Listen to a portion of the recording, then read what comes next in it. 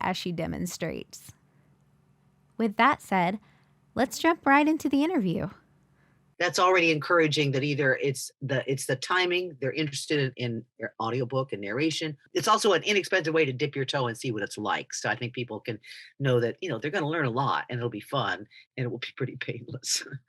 Welcome, narrator, award-winning creative artist, and produced theater writer, cjcritt. Thank you. Hi, Sarah. Nice to be here today.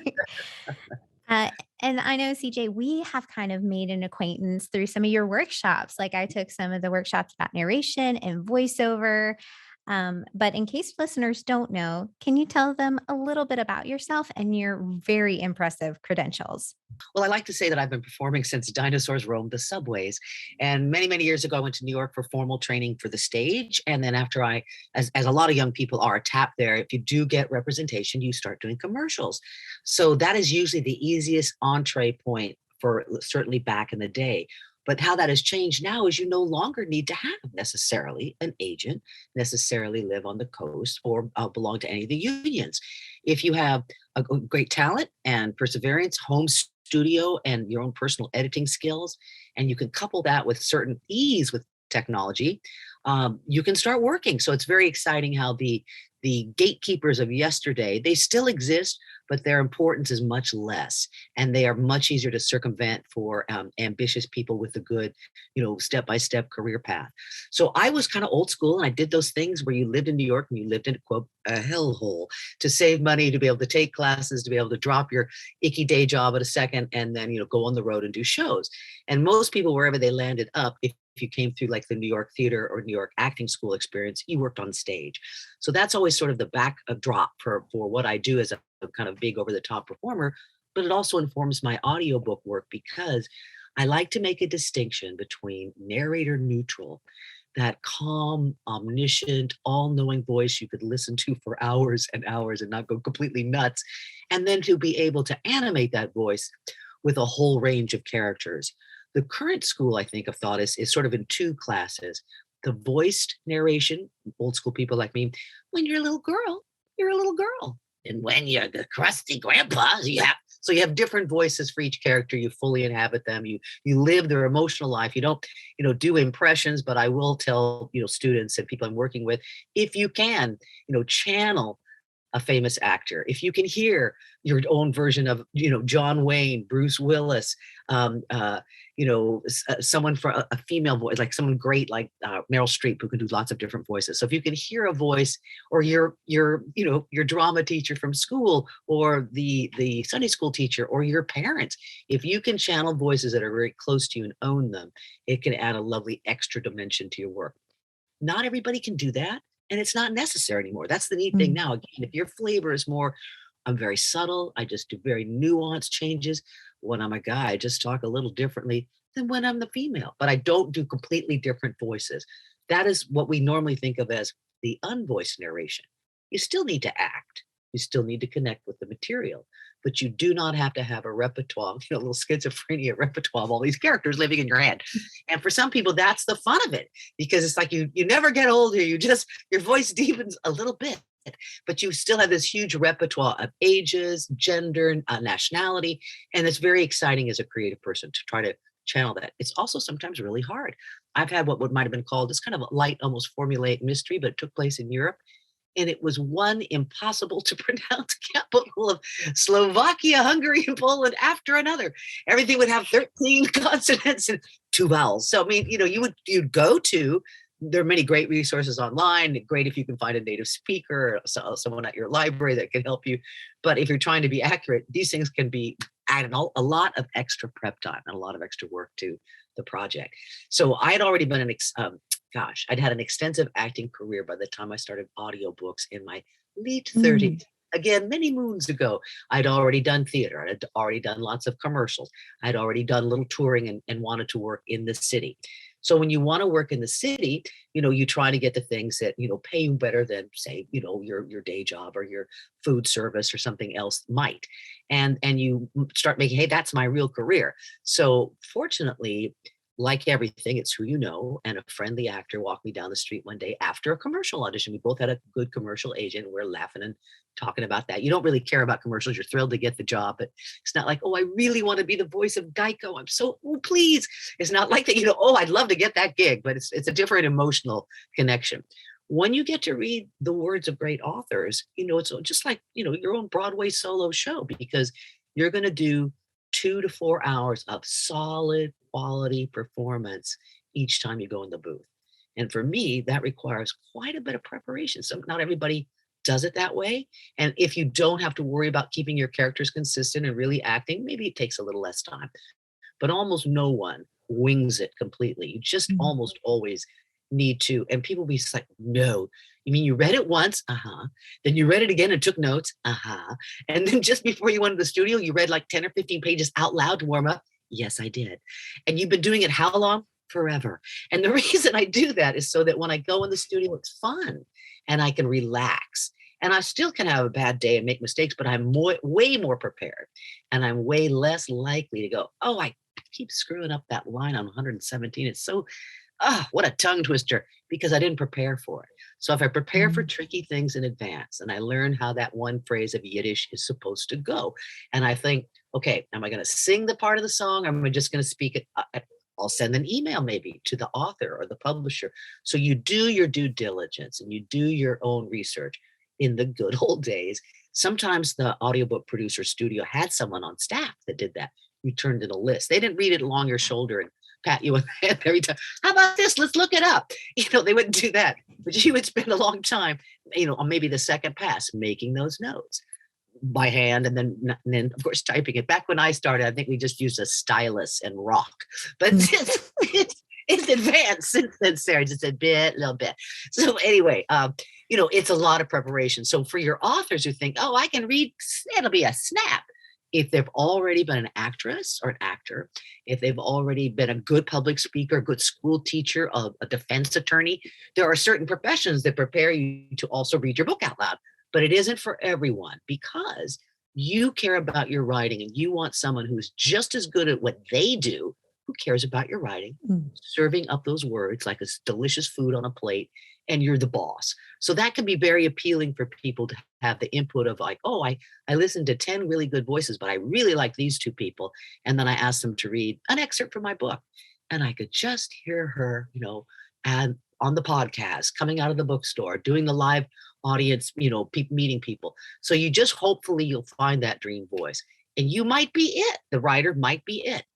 It has worked for some people beautifully, but it often can cloud the good writing, because then maybe if you're not so great at it or you're not comfortable doing it, it's stilted.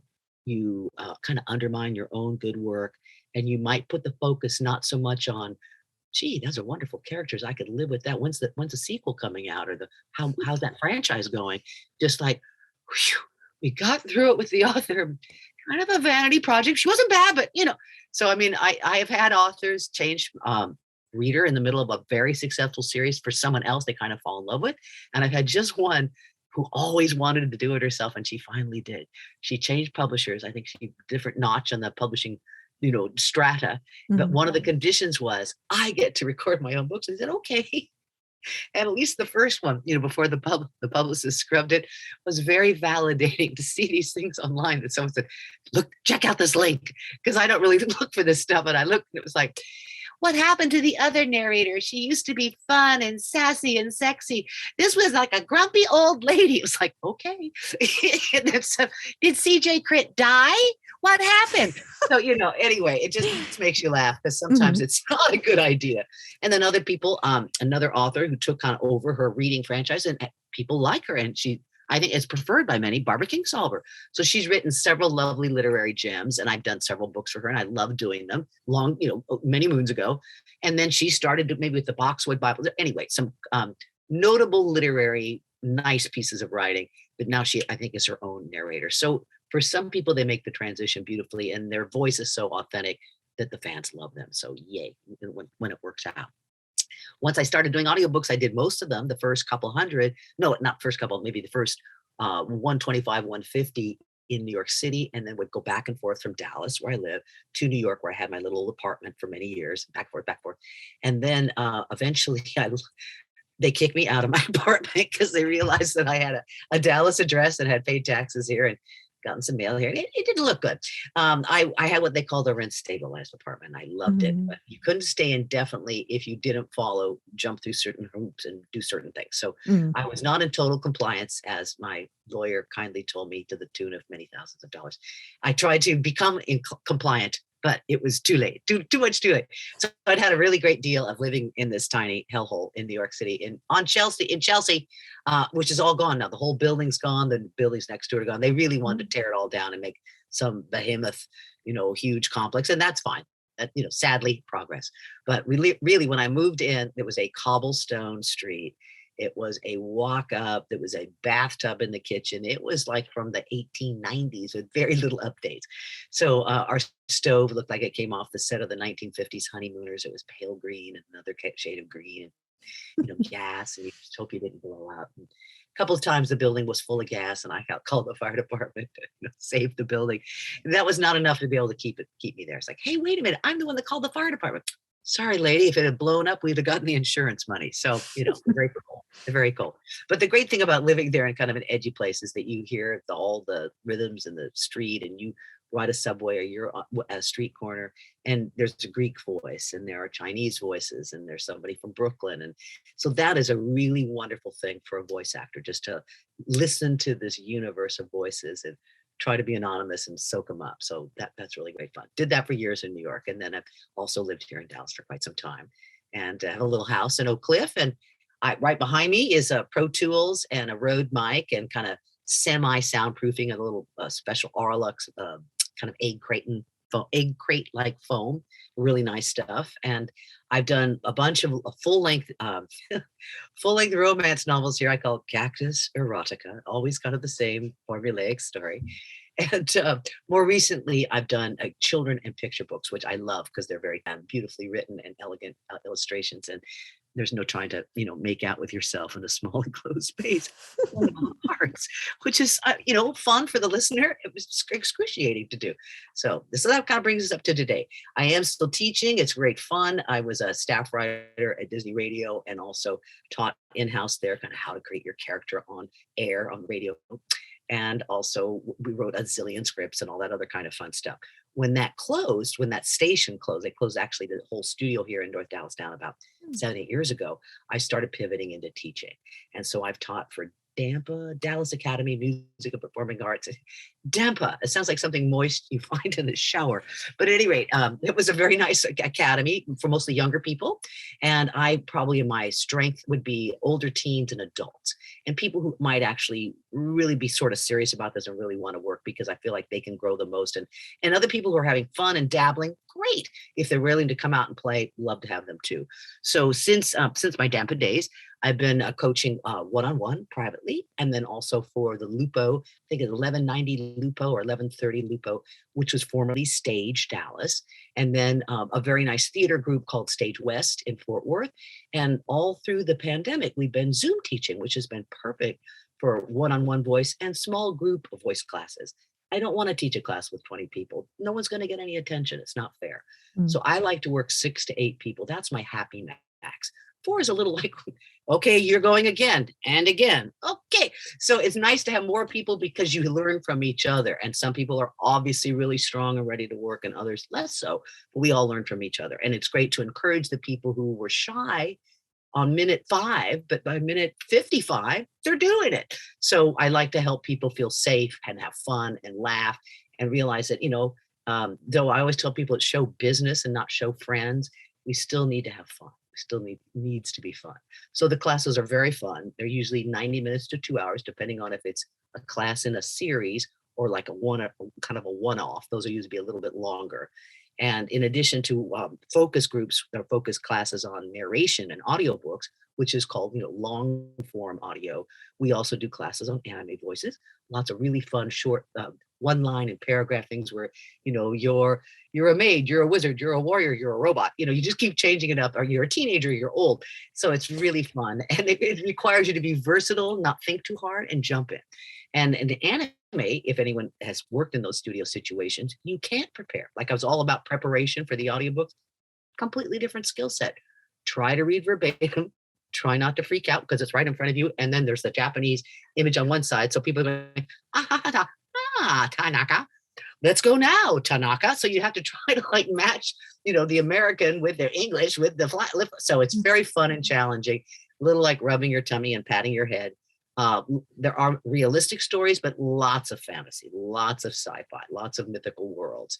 And of course, there are Japanese culture things that don't always translate to the US. So that the translators are in there trying to make, the storyline work, the cultural things not be too jarring, the lip flaps match. So all that stuff's very technical before we, the voice talent, even walk in. You don't get to prepare in advance. You don't even get it in the waiting room, the script. You go in, you see it for the first time. When they preview roll it for you, you get to just see your little section. And then you do your little section with a lot of very specific direction. So it's fun because it's different every time. Even if you play the same character, you don't know what your lines are going to be.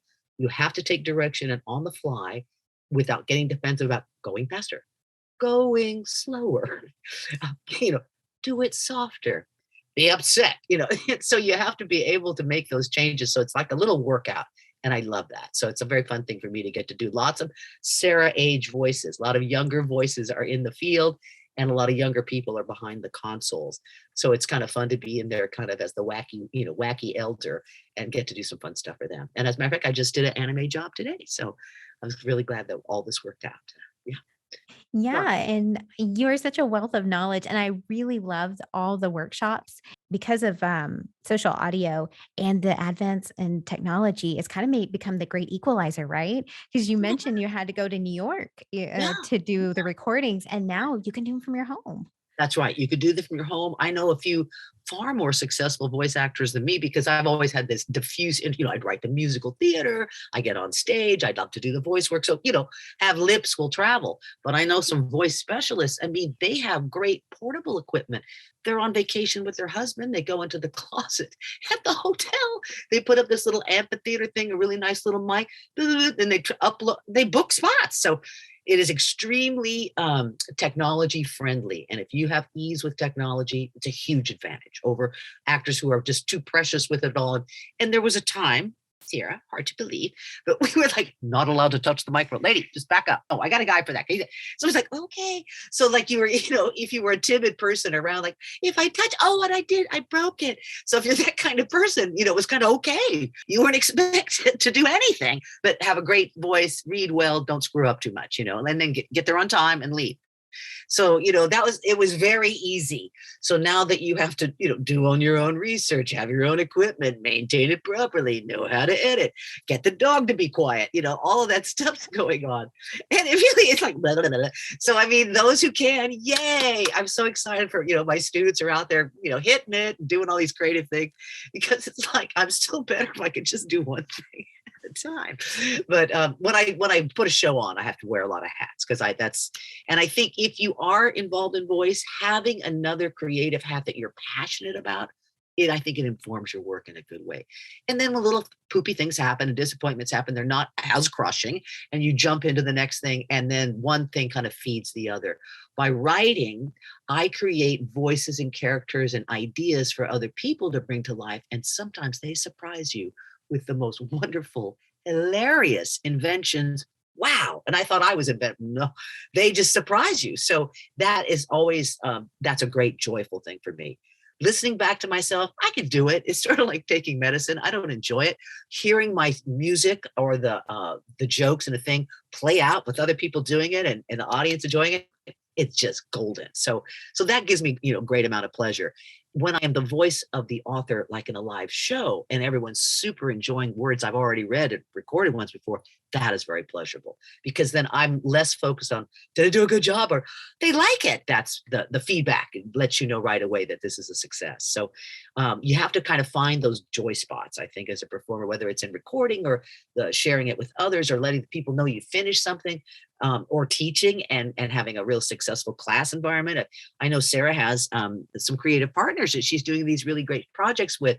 We do need a creative community that kicks our behind and encourages us And is there mostly to lift up. Occasionally you want helpful criticism, but mostly we want them to lift us up, because usually we will beat ourselves up, and the world does enough of that. So our friends, not so much. Don't leave. If anyone's listening, go, well, I really value so-and-so's idea because they pull no punches. Maybe because they're bitter, or maybe because they know so much, but they don't do it. So seek wise counsel from people that will tell you the truth. And you absolutely want to know, am I wasting my time? Am I stupid to spend the money? But mostly go for the people who say yes, who are in your corner, who believe in you, because they'll help you find solutions rather than just identify everything you did wrong. There's always plenty we did wrong. And so, there's a certain amount of technical expertise, like you want to be critical so you don't turn in sloppy work. That's different from being so critical, harsh, and paralyzed by perfection. So if you are paralyzed by, this is the PPP, the paralyzing pursuit of perfection, it won't help you, right? So sometimes you just got to do your best, screw up, take your notes, have your licks, have a cocktail, and recover, because without failure and less than, we don't grow. So if you hate that, it just makes you upset, I'm saying it, take classes. So to have a safe place to stretch, grow, be poopy. Stretch, grow, you got it, right? It is not like gymnastics where those girls can break their neck. You will not break your neck at the microphone. It will not happen. But you can have, little risks and challenges, and then that exciting sense like, oh, I did 3 voices. I didn't even know I had those. Oh my God, that's like a friend from camp. And I think that's the guy at the 7-Eleven. I mean, you just don't even know where this repertoire that lives in you could be tapped. And it's exciting when you get to do that, because it's another layer of nuance you can bring for audiobooks that you can bring to the world of the universe of these characters. So that's always great fun. I don't think you have, like Jim Dale, brilliant master of the Harry Potter stuff. I mean, you have like 30, 50, 100 voices. You don't have to have that many. But let's say you have 5 to 10 really good, unique voices for the, your main cast of characters for an audiobook. And they can be subtle differences, but you could always hear them and identify them, both by the writing that informs you and the mental, emotional choice that you connect to them. I just think that it enhances the experience for people. And then the other people that just come in once, a waitress, a cop, those can be a little more generic, a little more subtle.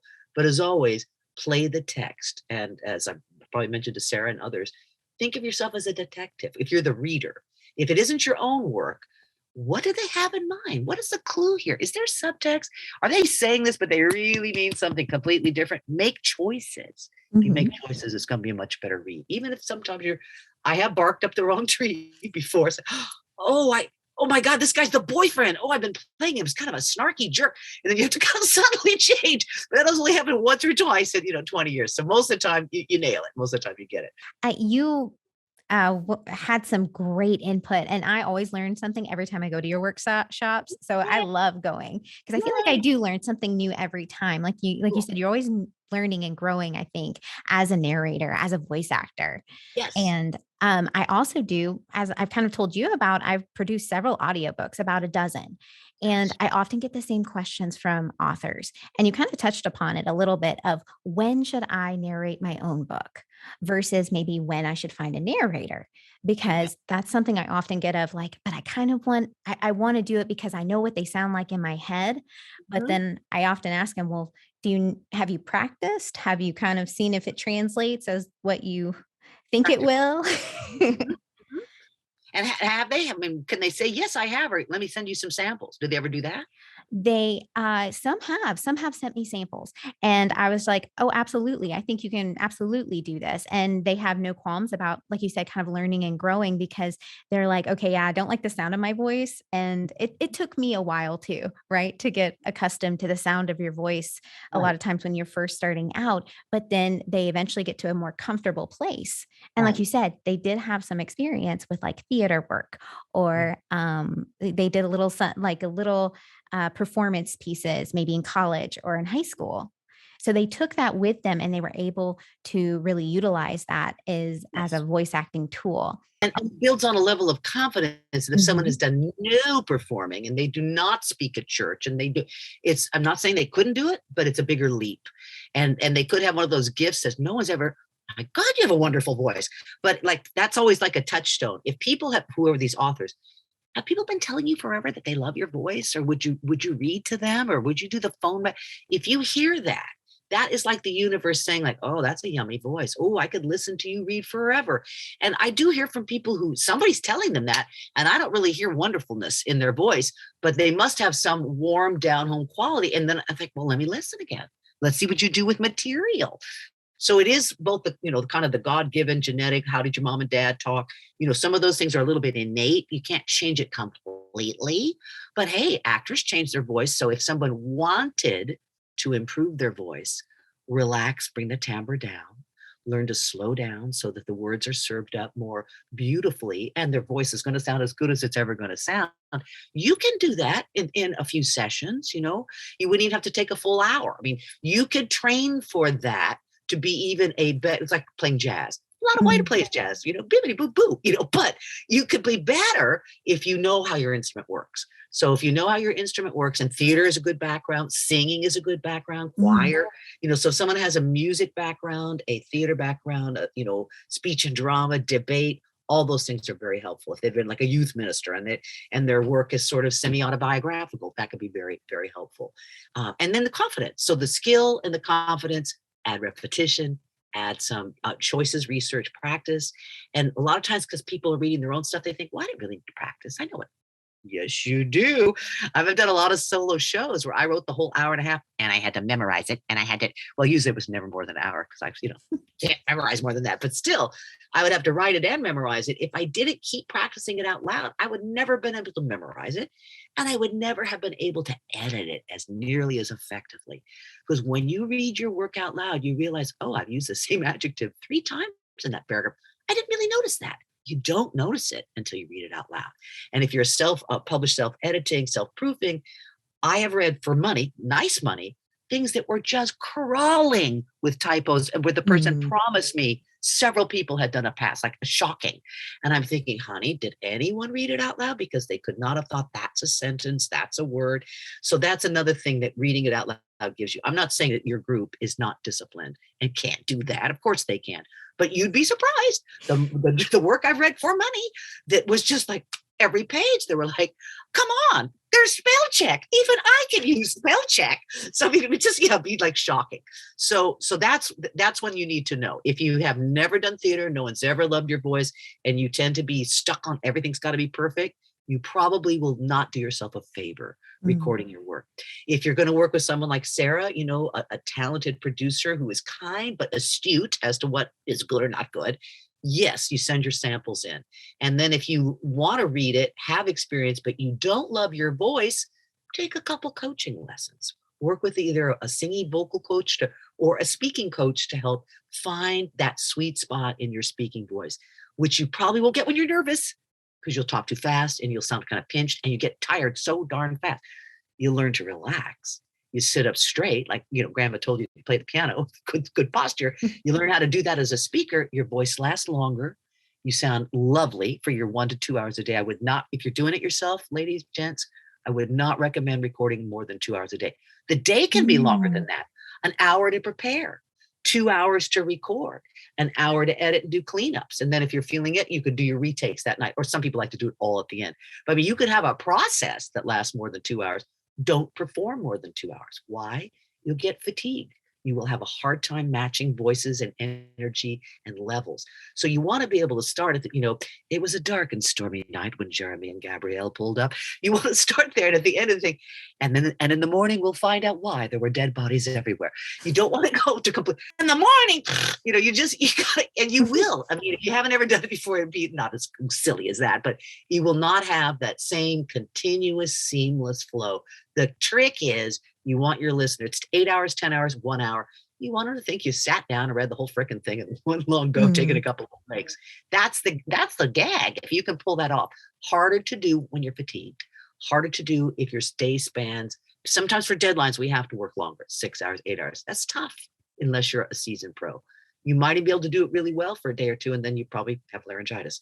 So it's much better to do 1 to 2 hours of perfect work. You're perfectiest without stopping it. Keep it going. And how do you keep going without making a lot of mistakes? Rehearsal, prepare. That morning, the night before, again, if it's your own work, ladies and gents, read it all once to yourself to kind of understand, like, oh yes, I forgot about, Jeremy does have that New York accent. Okay, I'm going to listen to some Netflix, do your preparation and then read it out loud, at least, a half to 2/3 of what you hope to record each day. Read it out loud the night before, the day of, because you'll be really warmed up. You'll have encountered the tricky things, and you might even see a boo-boo or typo you just did not imagine was there. Even reading it carefully to yourself, you will not hear and see it in the same way as if you read it out loud. I've read quite a few self-published authors, and the people, they had some writing talent, but they just, it was a little sloppy. And so you wouldn't want to send that out. And this is another check and balance. It's another chance for you to catch anything in your work that you don't love before it maybe goes to publisher, or even because it's yours, you can make a tiny correction. You don't have to ask permission. It's yours. So I just, I really cannot urge that enough. Read your own work out loud and prepare. Don't record for more than 1 hour. If you're a little bit like, God, you get tired quick. If you're older, you don't have a wonderful voice, it wears out. 2 hours is a really good session. Just think, like, if you went to Broadway, how many people by themselves can do a 2-hour show? Not too many stars. Think about it. There's not that many. A lot of people can do an hour beautifully, in cabaret and our comedians. 2 hours is tough. So you want to be giving high quality energy and work for those 2 hours. And after that, you want to take a break. And then eat something, rest, don't go nuts. Going to record the next day. Read that night, take a long hot bath, read that night. Unwind, read that night. So I just say the more you prepare, the more pleasurable it is when you do the work, and the higher level of quality and the fewer retakes and HELL that you will make for yourself. So that's what I would say. If you're unsure and you get scared easy and you are just paralyzed by perfectionism, I definitely would look and be the boss. Get auditions, pick your favorite voice. You probably will not sit in the studio and micromanage the whole session. It will just be too crazy. Things won't get done, but you can have notes and you can tell people what you're looking for. And also I have communicated successfully with authors, like, what do you, here are 3 pronunciations for this small town. What do you prefer? The author gets to tell you, you get to say so. You can say, I think that, Genevieve does not have a French accent, but you always say her name like Genevieve. Like if you have specific things like that, you get to communicate that. Those would be called like little research notes, and you'd send those over ahead of time. And so it's not like you are absent, even if you're, paying someone to do your own book. Thank God if your publisher will pay. That's the best thing. You want your publisher to think so highly of your book that they'll pay. But if that's not available to you, the other option is, and Sarah's probably aware of this too. Yes, you pay a top pro. You listen to his or her audition stuff. You pick your favorite person. You come together on whatever your contract's going to be.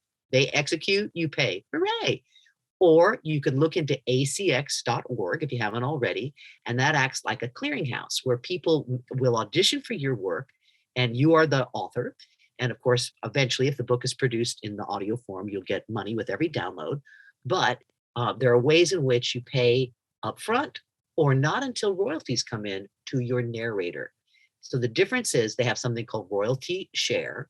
You don't pay up front. It's like writing a script on spec for Hollywood. You don't know what's going to happen. If you don't write the script, nothing happens. So the person auditions, they agree to do this because they're not making any money for sure. They might, but nothing, it's not guaranteed. So they work. They turn in their book. They go through quality control. You start downloading it. And let's say it's a good book and people want to, have some legs and it gets a lot of downloads. With each download, the actor, the narrator, gets a part of that, of the royalty share. And there are tiered versions of that where you can pay someone a little bit of money per hour and half of their royalty share, so they get a guarantee of something. And what happens is usually they're newer narrators, so they may not be as experienced. They may not be able to completely deliver the product, but you do get to audition and you don't have to pick something. If you don't hear anyone you like, you don't have to pick anybody. And you can also then consider, oh boy, at the free level, everybody was kind of bad. Let me see what happens when I go up to royalty share, where I guarantee them $100 an hour. That's not much. An 8-hour book, $800 for, I can guarantee you, if it takes 8 hours to listen to, it took 24 to 32 hours to do. 3 to 5 to 1 is usually it. If you're a really experienced narrator and you're not having any tech problems, you might be able to do 2.5 to 1. Yay. 3 to 1 would be average. And then it goes to 4 and 5 for inexperienced people because they make mistakes and things don't quite work and they can't get it to match. It's not easy until you know what you're doing. So that's where if you do the royalty share, you take a little bit of a chance that you will not get the creme de la creme narrators, but sometimes you do. Because why would a good actor do it for nothing? Here's why. They haven't done it before. They need a kind of notch on their resume belt. And sort of this is a way like it's not a paid internship, but the potential is good. And I was just at a conference where an actor said that I had advised him to take a project. I don't remember doing this, but I'm so glad I did because he says he's made a lot of money. That when it was finally done, there were thousands of downloads. It was some huge sci-fi thing. And who knew? But, he said yes. The author liked his work and thought he was good enough. And he risked his time, but all to the good because it's been a moneymaker. It's been a popular book and it's kind of helped establish him like, I can do this. So that's how you get good people. They take a chance on your book because they think the book is good. You can kind of tell from the audition sample if it's, exciting or if it's riveting right away, you can tell something. Also, if you, the author, have a website, have a book club, have some other titles you successfully published, you're a better bet, right? Because you have some experience too. And you already have a following and you already have readers and listeners. So if I am looking as a talented actor, but I haven't done this before, and so I'm going to take a chance. If I'm looking for a good project, those are things I'm looking for. Good writing, if I can recognize it in that, because you only send a page or two. The website, they wrote 6 other books. How cool. Ooh, I see reviews and stars at blah, blah, blah, to show me you're real. So if somebody thinks that you have a good project and you have credibility from previous experience, you're likely to get a better candidate quality. But nonetheless, people get started. I've turned a lot of people onto acx.org, the talent, the actors, and many of them have done very well because if they're good, they only do a few of these things for free. And then they start moving up, quote, the food chain of better offers, other work, others. People hear their work. Now they have a resume. Now they've done some cool things and people are more interested in what they have to do. So it allows actors, many of which were not professional actors. One of my favorite success stories is a woman who works at HR at Parkland Hospital. And as soon as I heard her speak at an offsite a workshop at a studio, which is now closed, I thought, oh, velvet voice, listen to that. And within a very short time, she was doing sort of erotica in audio. And then people were asking for her. And though she's an artist of color, it's kind of, you don't really hear that. I mean, she can do those characters, but it's so subtle that she reads for, Anglo authors. So I'm so pleased for her. So there was no limitation that she was middle-aged, that she was not, Caucasian, that she did not have a professional acting background, but had talent. And she was willing to do the work. She got the home studio. When she first started recording, she recorded it. She paid out of her own pocket to get really good editing and recording because she had this day job and she wanted to be great. Now she doesn't have to do that anymore. So people I know who've made that kind of, whether they took the investment was they paid for classes or they paid for the equipment, or because eventually she was offered and given a booth, a beautiful booth. So, but people who invest in themselves, and the girl that I said that works out of the hotel and she could get bookings while she's on vacation, she has spent, to her credit, a small fortune on demo. She can do her own demos now, but she would go to these demo houses and spend a small fortune, but they'd be good ones.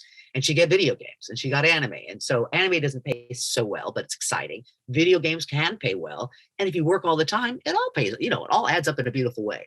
So that girl, she invested in her marketing tools a lot.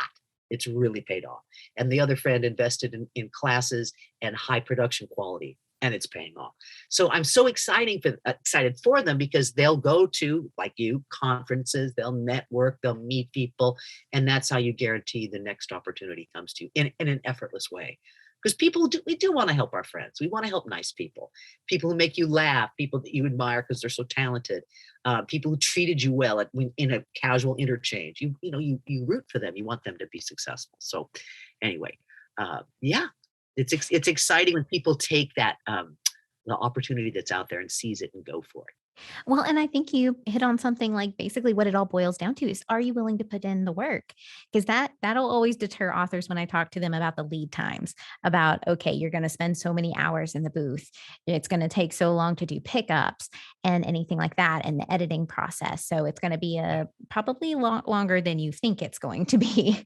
And usually Good. that'll tell that will kind of give them an indication. Well, okay, I'm willing to try it and I really want to do it for myself. Or, you know what? I may just want to outsource this and just give it to a Yes. narrator. Yes, be the voice of reality, what's really gonna Mhm, happen, so they can have the glory and the joy and the, "I created these voices and I'm doing it." Yes, but the time it's gonna take away from their writing, the mhm, publicizing of the book, meeting with their editor, having fun with hubby, whatever their life is, they won't be able to do that, right? So, mhm, yeah, I think that's a really wise thing, and that's also, it definitely separates the dilettantes from the pros, at the student level too, because a lot of people want to come to a class or two because they're talented. If everyone's told them that, and then they find out how much work it is. mhm, Just it's not for them.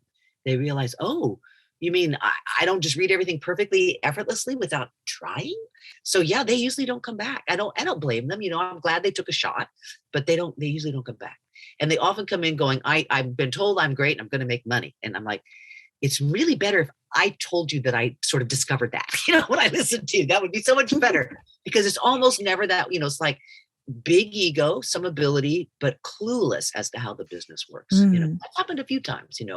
Sometimes the gents are a little more guilty that the girls that are like that are just terribly pushy and annoying. And I'm just thinking, you need to make friends in the business, honey, friends. If you're annoying and push everyone away, it doesn't work. So anyway, but again, these are it's fun. These are the war stories. It's fun to kvetch. Mhm. They're the rare instance, and I've had mostly we're not expensive. We're not tied to a studio where like they're like teachers get out there and beat those kids for some fees. A lot of it is joy and wanting to push it forward. And the guy that I did, Dave Buell, lovely guy who I totally recommend for any kind of post production, editing it. Like if you are still really good at recording, have a decent equipment, but like Jillian, like I don't really know how to do the good editing. He would go with filters and take the breaths out and make it all perfect. And I still reach out to him to do some editing for me if it's like an audition reel or something where I just gotta sound. I have to trick them to thinking I can do all this. Here, you fix. So it's totally worth it to me. But it's like it's exciting to think that you have a few people that you can really rely on, and they come through for you, and then you guys, younger people are so independent and autonomous with all the things you can do and the platforms that you can showcase your work at, the pay to play sites where for actors anyways, the pushy, ambitious ones get work. Not everybody does. Some people I think get really taken to the cleaners on those, but Mm. not everyone does. Some people do very well because they don't freak out and they can do 10 auditions a day in an hour and then go to work and not be upset about it. I mean, I personally, I would sweat it. I could probably do a couple of because I'd be trying to make it all perfect. And the people that can just crank it out, that's the numbers of it. So it's great when people think it's like again, it's a business, and Mm. rather you can enjoy the business and you certainly enjoy the success, but you have to think about it as a business. So the ladies who want to do it and balk at the time invested, good. It's a good better to know now than get the divorce halfway through. The 4 hours later, they're just miserable, Yeah. And if you let them know that even if you are going to do it, if you haven't ever done it before, maybe you want to take it every other day. So the days in between, you rest your voice and you read. Then you read. Just like help them understand that pacing themselves, if they're not experienced, can be a real good friend.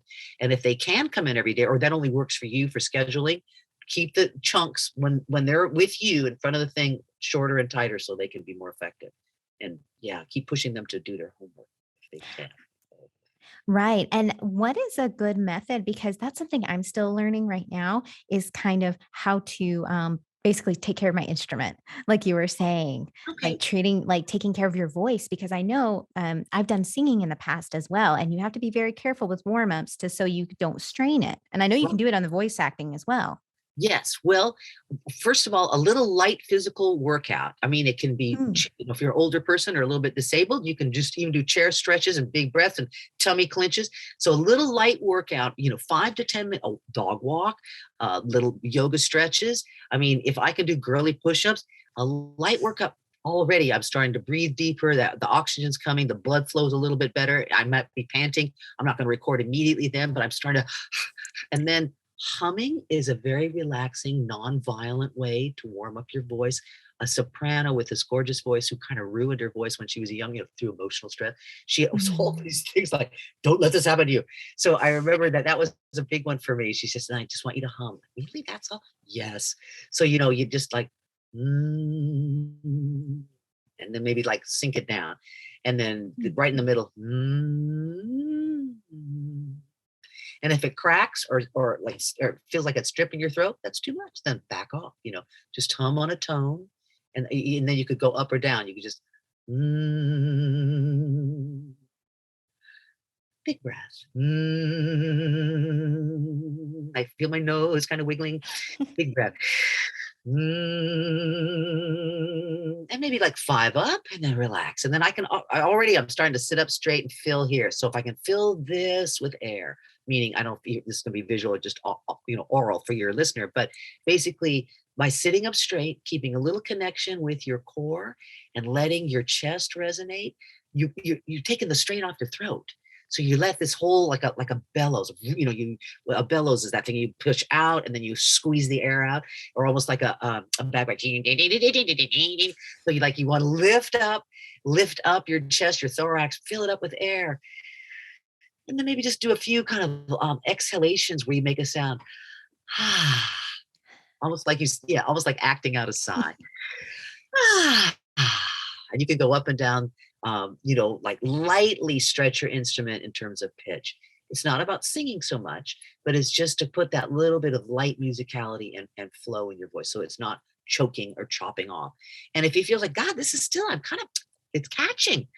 Hot tea with lemon and honey. Honey is a natural anti-inflammatory. It does, I realize if you're a diabetic, that's a no-go, but then I would just do the hot water with a little squeeze of lemon, or even a drop of stevia, just to make it a little bit sweeter if you like that. But definitely the honey, if you can tolerate it, is a very good, cough syrup substitute. And it is very soothing. It's anti-inflammatory, antiviral. And so it's very good if you're starting to feel a little, gosh, I was great this morning. Now I'm a little fatigued. Hot tea and a little half a teaspoon of honey. And if you like Mm. cinnamon, which I love, a half a teaspoon with honey and a little shaky shake of cinnamon on top, also another antiviral thing. So those things are natural they're in the, not the fridge, but the kitchen. You don't have to make a trip to CVS for that. If you get tired mouth and funny mouth noises, slices of green apple, like a tart Granny Smithy type green apple. You don't have to eat the whole apple, a couple little slices. And that really cuts through that mouth noises and kind of phlegmy sound that sometimes you don't even have it in real life. You get nervous, you get a little dry, and there it comes, and it won't go away. That's a little helpful thing. Light warm up, hydrate.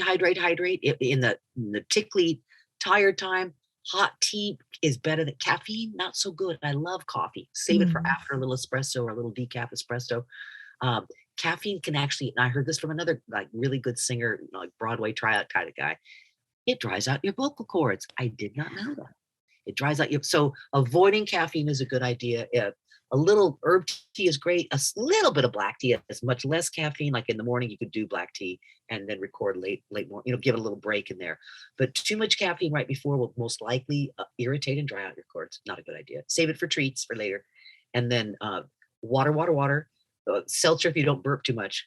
It does make me burp, but I love it. So, and then definitely hot tea or hot water, herbal or light kind of diluted black tea with honey and lemon if you're allowed honey. Really good. And then when I'm recording, like, oh, I'm doing a project this week, I'll drink 3 to 5 cups of tea a day, which I don't normally do. So, and green tea, it's just a really good, booster, antioxidant. It's a good one. And normal green tea to me tastes like something you'd find on the shower curtain, just like, ah. So like you may need to add like peach or the hibiscus or the stevia, Mm. jazz it up. Mhm. But if you find a green tea that's flavorful that you like, That is great stuff. Even if you're like, oh, next week I'm recording and I'm in training this week. I'm reading the whole book ahead of time and I'm practicing out loud to my book club. All great ideas, by the way. You're going to read your own book, have a dinner party.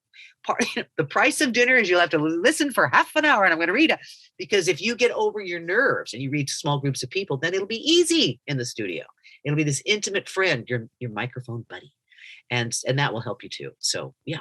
And the last thing for ladies who want to do it themselves, if you've never done it before, consider hiring someone in a studio who has at least recorded these before. Get a producer, collaborate with a studio guy. It's like, yeah, I've done a few of them, because you'll just have a lot more comfort and secure that you're doing it right.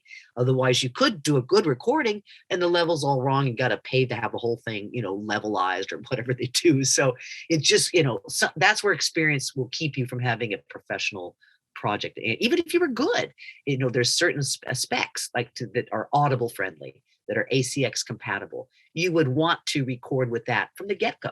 Why have to do it twice, right? So those are things worth checking out. And if you're working with a pro, he or she, with the studio person, should know that and use before you would pay them or have a little contract. Okay, you're going to record me. It's going to be so much an hour.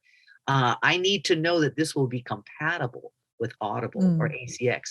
And that would be a reasonable thing to ask if you're paying someone, because there are 800 numbers and tutorials, YouTube, and all that stuff is free. That information is free, but does take time and experience if you haven't done it before.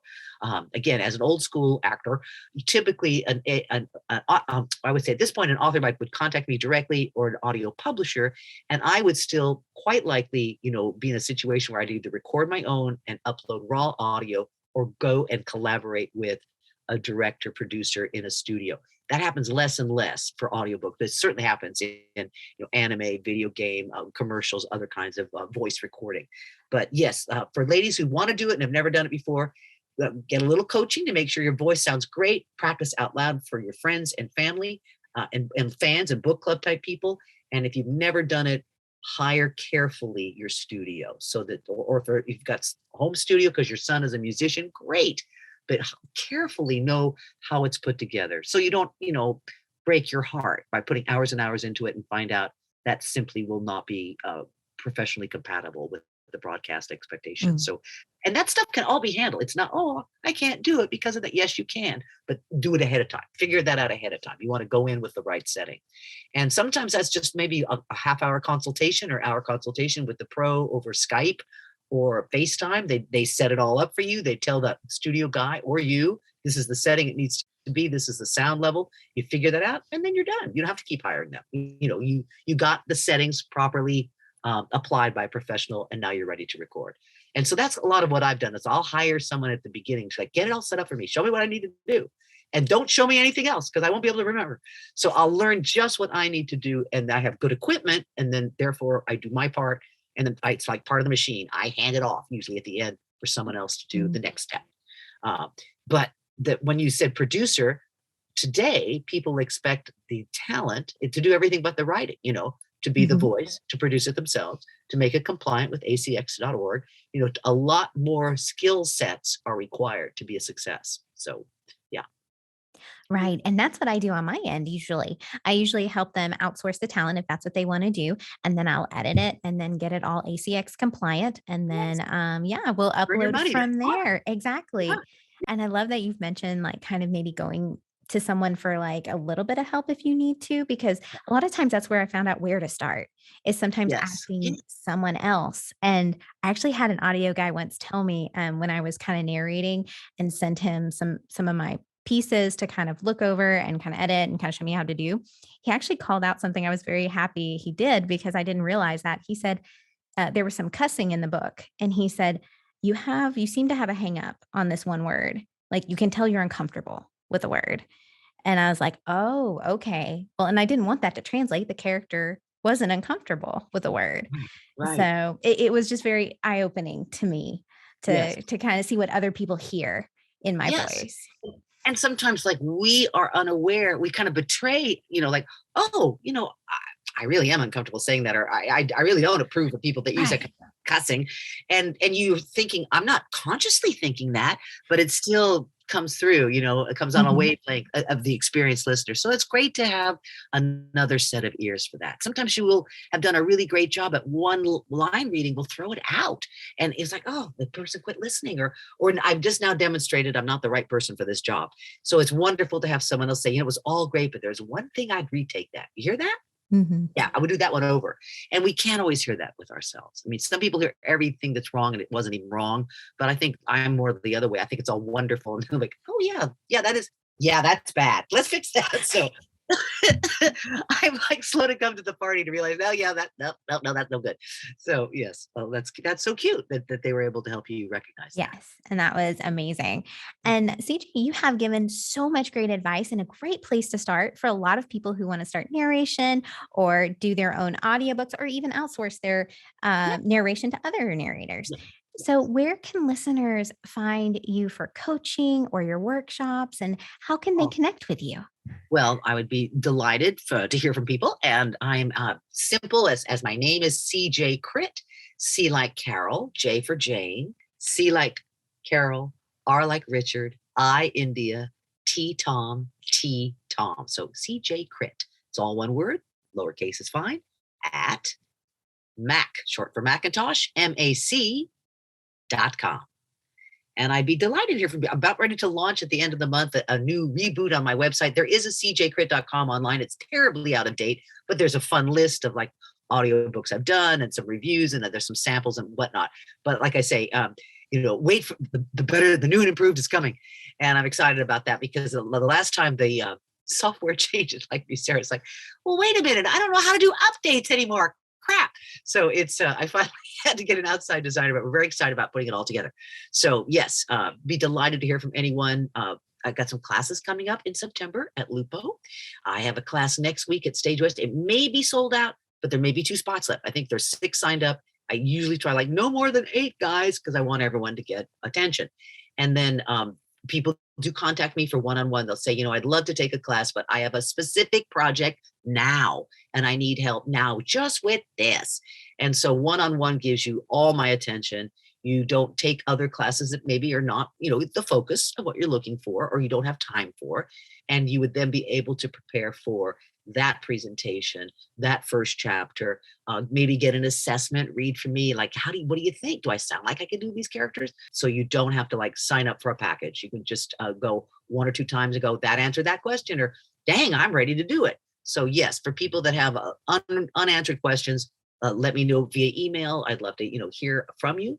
And there may be a way that I can help serve you on your writing and audio journey. It'd be a real delight. Thank you. Thanks so much to CJ for joining the podcast. As I briefly mentioned in the interview, I have produced a dozen audiobooks, and I'm working on narrating several others. If you're interested in learning more about the audiobook process, please feel free to reach out to me on any of my socials, Facebook, Instagram, or Twitter, at Romance the Story. Don't forget to like, subscribe, or review the podcast. It helps me reach a wider audience so I can bring more amazing interviews your way. Finally, if you're interested in any of CJ's narration or voiceover lessons, check the show notes for links to our upcoming online classes in September. I've attended several, and I take away something new every time. As always, be safe, stay well, and keep writing. Bye!